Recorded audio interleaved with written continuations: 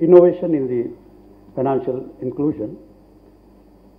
I will place a little bit perspective on the financial inclusion, its evolution, the present day status of the implementation, and then the innovations in the space of the financial inclusion, which Central Bank of India could bring about in some of the states. And my perspective is that going forward, what could be the more efforts in this direction.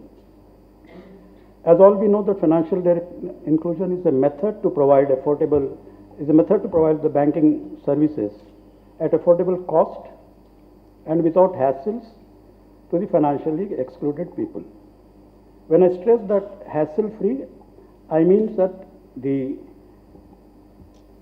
segments we are talking about, the financially excluded segment, that means it's a vast segment of the disadvantaged people, and also vast segment of the low income group, particularly in the Indian context, the rural population.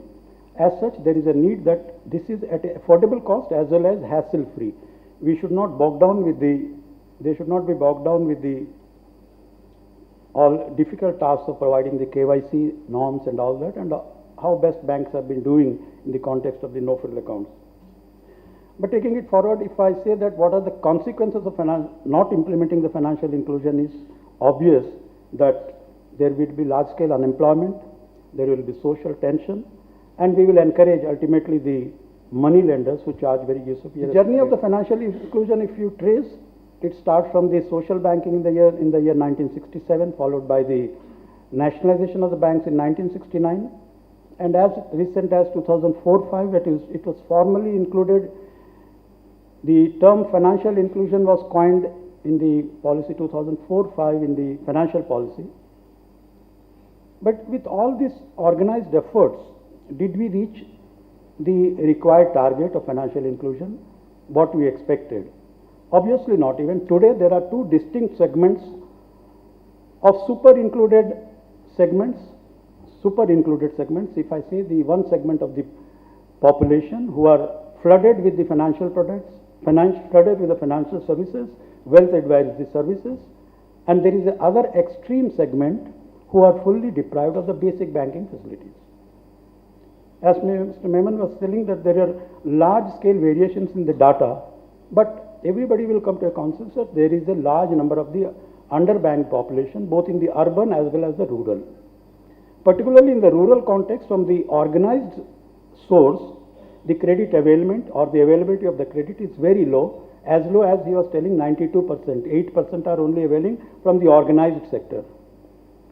Compare with the UK, a developed economy, where 95% of the adult population have a formal banking account, and so in that context, a large the road ahead is very long for all of us.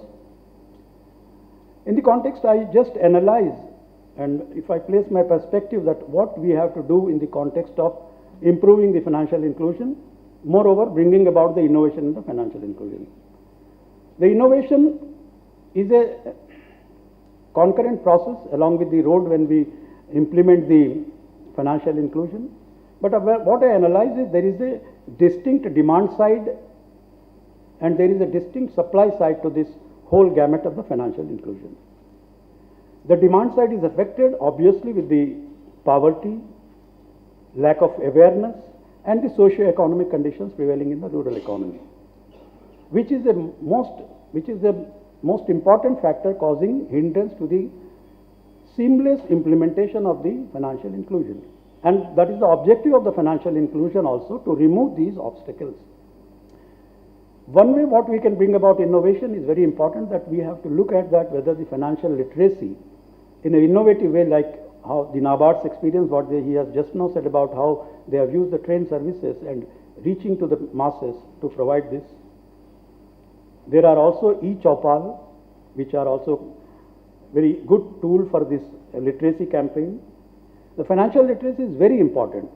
If you look at many of the South American countries, African countries, there are large-scale investment in the literacy campaign, because that is the one very important tool which going forward will help and ease the situation as far as financial inclusion is concerned.